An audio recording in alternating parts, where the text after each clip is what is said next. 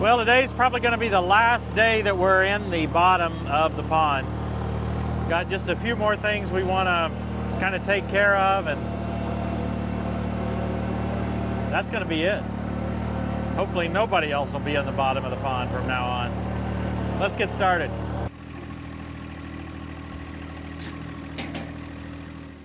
We've had a little over an inch of rain, I believe, since we stopped working in the bottom of the pond, and the groundwater has obviously come up a little bit as well. So I think this is kind of the natural groundwater level that we would be seeing.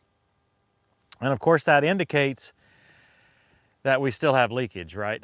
But it isn't going up or down at this point. So this is kind of the level. To try to explain that just a little bit more, the experts believe that when we get it 12 foot deep, that will put sufficient pressure on the water that the springy areas that we're coming into the pond will begin to flow outward. Okay, so that's really the concern. Some of you have got that, I think, from the beginning, and others just keep asking, well, what's wrong with a spring in your pond? And naturalwaterscapes.com/TTWT has a whole section on that, but I think the answer simply is that if the spring is at the top of your pond at one end where it's draining into your pond, that's great. If the spring is at the bottom of your pond, it's likely going to drain your pond. So that's not a good thing. Optimally, we would probably pump all this out again and do some of what we're doing today on dry ground, but it is November. So the fact that we're even in here at this stage is, yeah, a surprise. So we're gonna bring some bentonite down in here and put in some of the areas that I know I messed up. Over there, I know I got ruts in there and I just didn't have time when we were doing the compaction to get that resolved. I don't know if this bentonite will do any good at this stage, right, by just putting it on top. But I'm gonna do it. I'll feel better about it anyway. It's the first time I've tried Vinny's new loader. I thought this would be a perfect opportunity to try it for a couple reasons. Number one, it should be a little bit more stable on these slopes. And number two, these dual wheels should provide a little more flotation on this muck. It's already proving both to be true.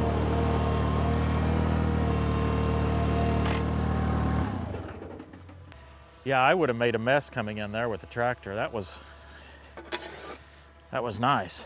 Okay, so the problem was out in there somewhere. I'm just gonna scatter that like that. I can't imagine it'll do a lot of good, but hey, it's making me feel better.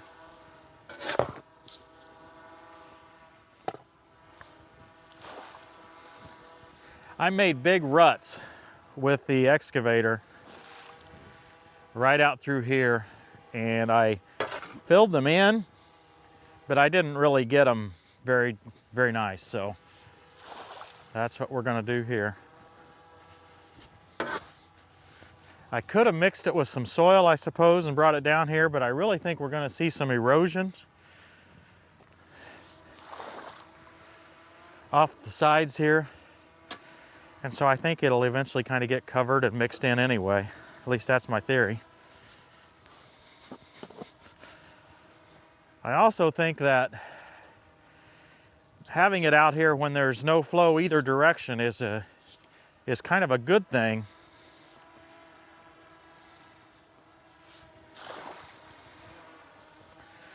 I'm just making this up, I guess. You got to have some theory to make you feel good, right?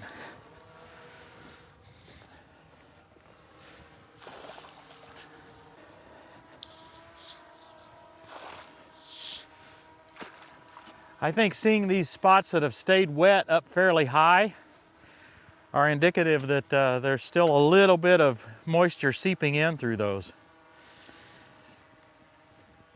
Makes sense to me anyway.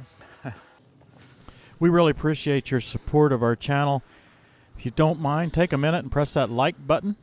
Double check that you're still subscribed, or subscribe if you haven't yet. Click that notification bell so you get the notifications. And yep, leave a comment. We'd appreciate that as well. As you know, I don't like making these requests, but I have to with the YouTube algorithm. Amazing to me how I have sandy spots like this one. Just stays wet. It's clearly, you know, kind of springy in there. I'll put some bentonite specifically there and stomp it in like that.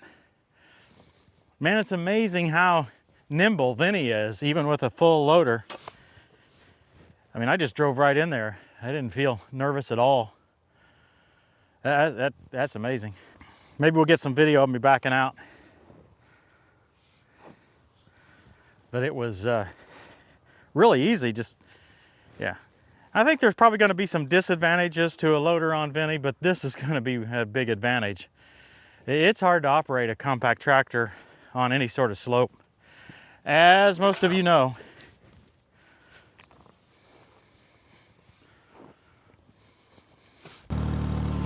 Christy said something about a cheeseburger, and that's making me kind of lose motivation. Hey, speaking of cheeseburgers, that reminds me of our merch. It's time for Christmas season. And I want to remind you that we've got some customized merch. You can get your name on our apparel now, and mugs and some other stuff as well.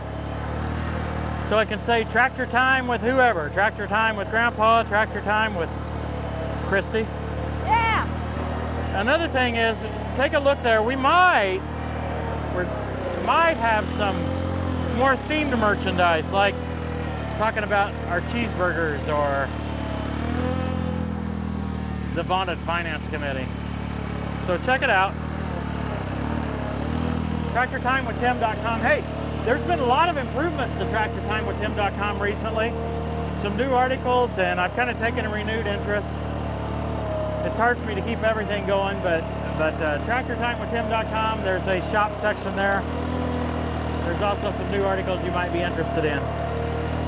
Christy, let's get that cheeseburger. Okay, I'm hungry. Of course he's got to get a scoop before he goes to lunch.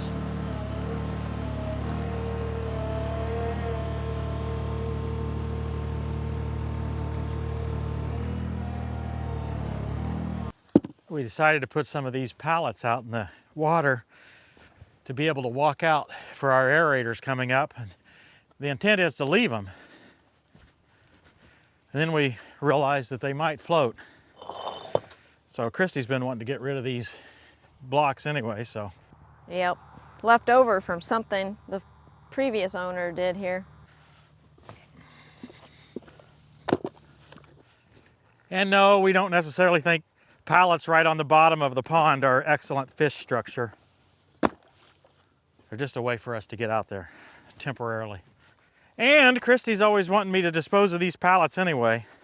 Yeah, they're an eyesore. So hey, that's the purpose of our pond. You guys wondering what the purpose of our pond?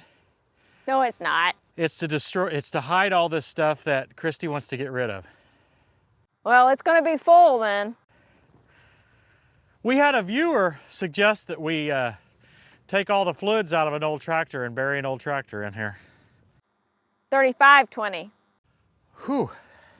I'd hate to see that. Old Salty? That'd be a shame. How about the old 3-bottom plow? We still haven't sold the old 3-bottom plow. I almost used it the other day, but if you're interested in the 3-bottom Oliver plow, semi-mounted, it's a rare plow. Let us know in the comments. Or it might get buried in the pond. Yeah, see, you're saving it. Well, I've already ignored the first instruction, so Christy, maybe you can rescue me for that one. Uh-oh. I was supposed to leave this hose out in the sun, and it was kind of sunny. It would have been nice, but it's actually not kinking too bad. Can you pick that thing up and take it down a little bit maybe, and I'll maybe be able to see how much I don't think I need to roll out all this hose. Right now I've got to unroll some more hose. Go ahead and go a little further if you don't mind.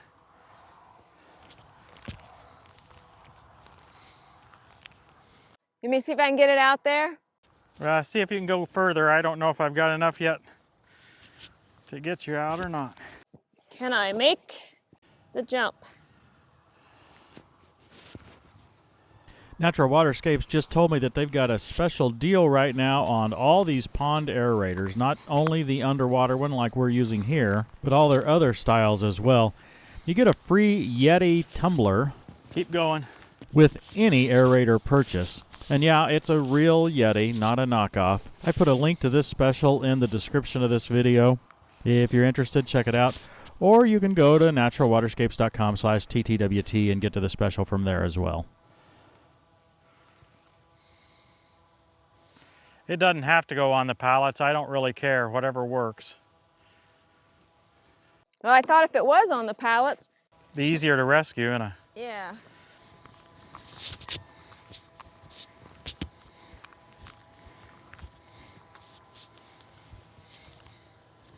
Is that good? Kind of in the center of this? probably is fine, yeah. Well, that's one down. That wasn't too hard, Christy. No, and that's the hardest one. The other one's not in the Yeah, water. it's going to be a lot easier. Yep. Hardest part was trying to control the drone and the camera. And do some work at the same time. Yeah. We got our aerators from naturalwaterscapes.com, and their chart recommended 2. At first, I kind of misunderstood. They've got this little chart right here, and it says up to a 1/4 acre, which our pond's a 1/4 acre. It says only 1. But then when you read closer, that's when you only have 5 to 8 feet of water. It says for 8 to 12 feet of water, you need 2, up to a 1/2 acre. So I think 2 is the right answer here. In some ways, I feel a little more comfortable with 2 anyway, in case one of them would mess up. I saw a YouTube video where somebody lost all their fish because their aerator died on them, and I'm not quite sure whether it was the head on the bottom, because I think that's what it was, not the actual unit. We're not going to put this unit all together this fall. We're going to just put the aerators out in the water, get them positioned. We're going to fill the pond, and then we'll get to actually getting it all plumbed together and running next spring. We have no reason to aerate it at this point. Naturalwaterscapes.com/TTWT has information not only on the aerators, but on the bentonite, on the springy bottom of our pond, on soils in the area, everything that we've gone through that these folks have helped us with. They've been incredible. They really have. Naturalwaterscapes.com/TTWT. It says hand tighten only. Surely Nipex counts as hand tighten. Their concern is that I'm gonna break those threads. Well, I'm not gonna tighten that tight.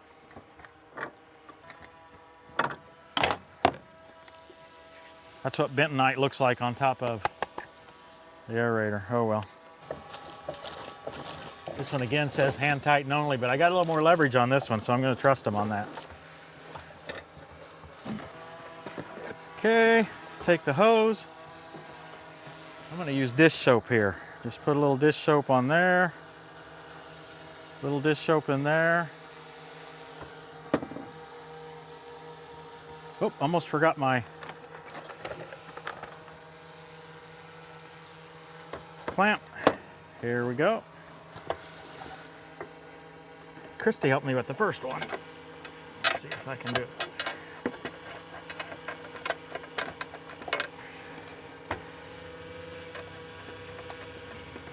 Okay. That's all there is to it, Izzy. Tighten up this pipe clamp and we're ready to go in the water.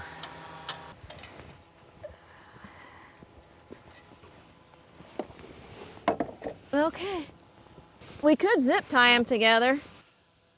Well, with the approach they are now, we can pull one out of the water. We can fish it out. Yeah, that's true.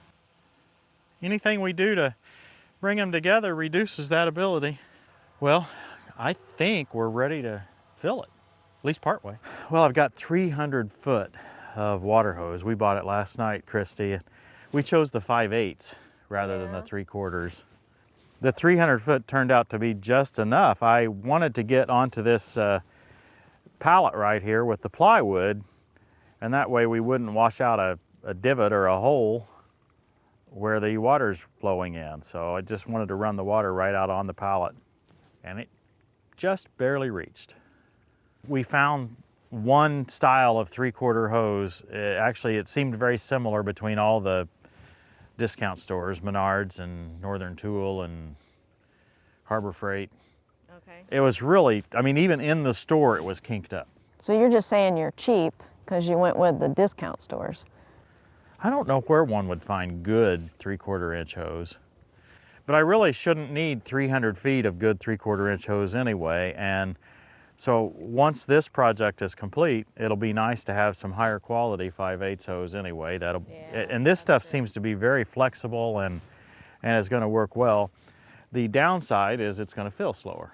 In some ways that's good. We're using our well to fill, at least at this point, and we don't really want the full flow of the well pump used up right now anyway. A little nervous about... No, yeah, I still need to do laundry and run the dishwasher. Yeah, and we are a little nervous about the quality of the well. Will it continue to have enough water, and will that water quality be good? The well expert that we had out said it was actually good for a well to run water. That's true. And we did have a friend that said they filled their pool with their well. So I think using 5/8 hose is going to be enough of a limitation on the water flow. We didn't do any tests. We have no idea how long it's going to take to fill. Now, we're not going to fill it all the way. You think it's going to be forever, huh? I think it's going to be a long time. I think it could fill an inch while I'm windjamming here. Oh, well, that could be. We're not going to go completely full right now. We're going to work on some area up where the camera's located, probably about this deep. You could still swim I'll in here, stand then. in here, and when it gets to my nose... Okay. No. Well, you don't float, so that would work. So this video is going to go on until it gets full. I better find some music. And some fast forward. Yeah, this is the last time we're going to be down here, other than Right, maybe yeah. to fetch some hose or something. Yeah, true. I'm going to miss it. I'm not. I'm kind of ready for it to be done. Let us know your thoughts in the comments. We'd be happy to hear that. What's your estimate? How long is it going to take to fill it to my nose? 2 weeks. Really? Well, we're not going to run it full time, are we?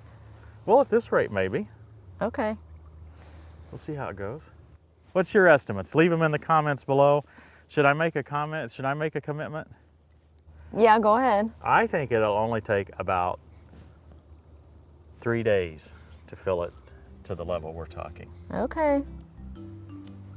We'll see. Thanks for watching, everybody. We'll see you next time on Tractor Time with Tim. Now may the God of hope fill you with all joy and peace in believing, so that you will abound in hope by the power of the Holy Spirit. This has got to make you curious, Izzy. Yeah? You got to be curious about this. Can you swim?